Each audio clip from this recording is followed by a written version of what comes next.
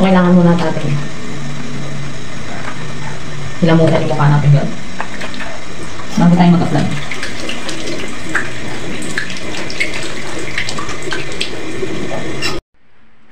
Ayan, after nating maghilamos guys. After nating nasabon yung mukha natin. Nakalagay kasi doon. Papatuyuin. Marami kasi akong whiteheads, blackheads dito sa sa may ilong. So, ito siya niyan. Meron pa siyang takip sa taas. Tapos may ganito siya. May ganyan siya guys. Yan yung ilalagyan natin itong parang cream. Oops. Tapos, pinanood ko lang yung video niya guys dun sa sa Shopee mismo. Yan. Tapos nilagyan niya ito. Tapos yan yung ididikit natin sa ilong natin. Or kung saan yung gusto natin matanggal yung whiteheads, blackheads. So, ayan, ididikit na natin. Titingnan natin kung legit ba yun. First time ko to guys. First time kong gumamit. Nakita ko lang kasing ginamit nung kapatid ng mister ko. Tapos tinanong ko siya kung maganda ba. Sabi niya maganda daw.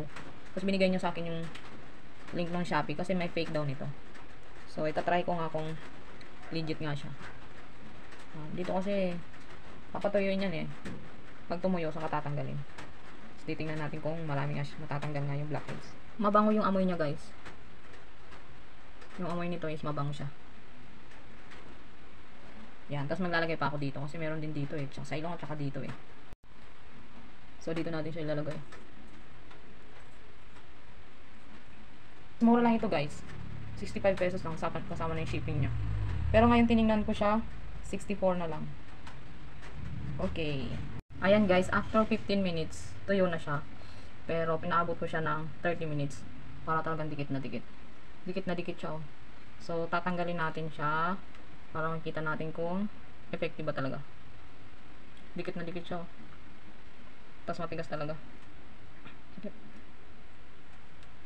Grabe, para siyang may tape. Pero yung texture nung liquid na nilagay guys, kapag binasama naman siya ng tubig, magtatanggal siya. Sakit. Masakit siya guys kasi sobrang dikit talaga niya Parang 15 minutes okay na. Kasi parang nung matagal kasi ginawa kong 30 minutes, parang sakit naman yung tanggalin.